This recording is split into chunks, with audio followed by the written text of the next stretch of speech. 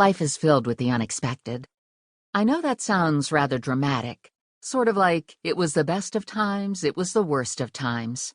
Trust me, I've been through both, but then I suspect everyone who breathes in oxygen has experienced this. I started my career as a bank teller and eventually worked my way into the corporate office, taking on more and more responsibility.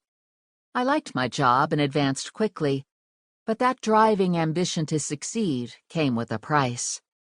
I got so wrapped up and focused on my career, I didn't have time for relationships.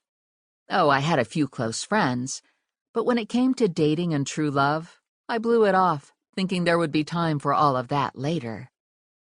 Then one day I woke up and discovered the majority of my friends were married and raising families. When I did become interested in finding my soulmate, the men I dated, well, suffice it to say, and I'm being as kind as I can be, were a sorry disappointment.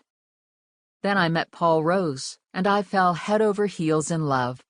Within the first week, I knew he was the one. He was career military and hadn't married either. It felt like a miracle that I would meet this wonderful man when I'd given up hope of ever finding anyone. Just like the lyrics of a country western song, we got married in a fever. Paul was an airborne ranger, and a few months after he placed a diamond ring on my finger, he shipped off to Afghanistan, then died in a helicopter crash.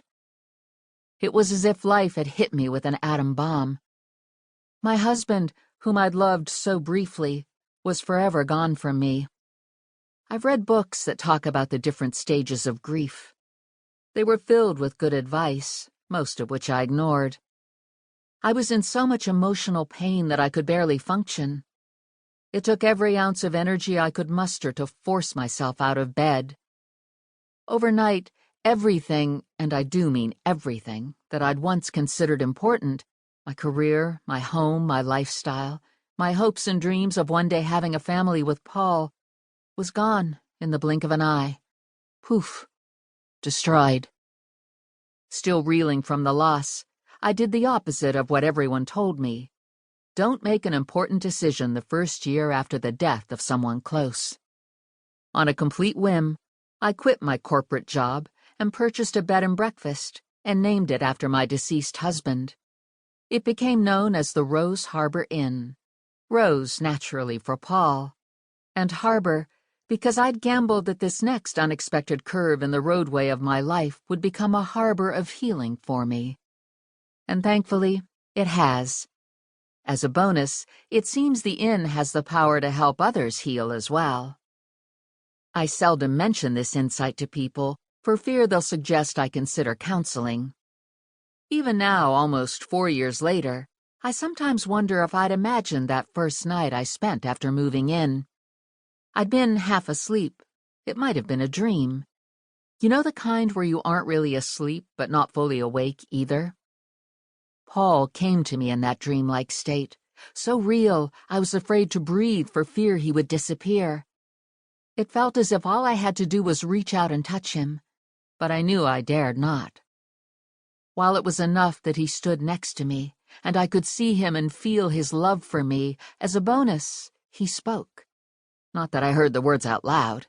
They were spoken inside of me, in my heart.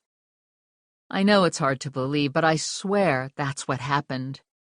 He told me as plain as anything that I would heal here, and all those who came to stay would find solace and healing of their own.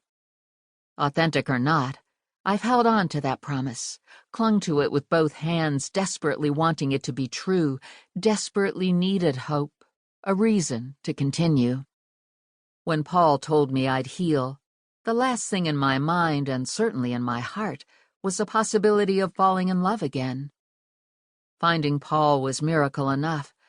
I certainly didn't expect I could be so lucky again. But discovering love a second time was even more of a surprise than it was the first time.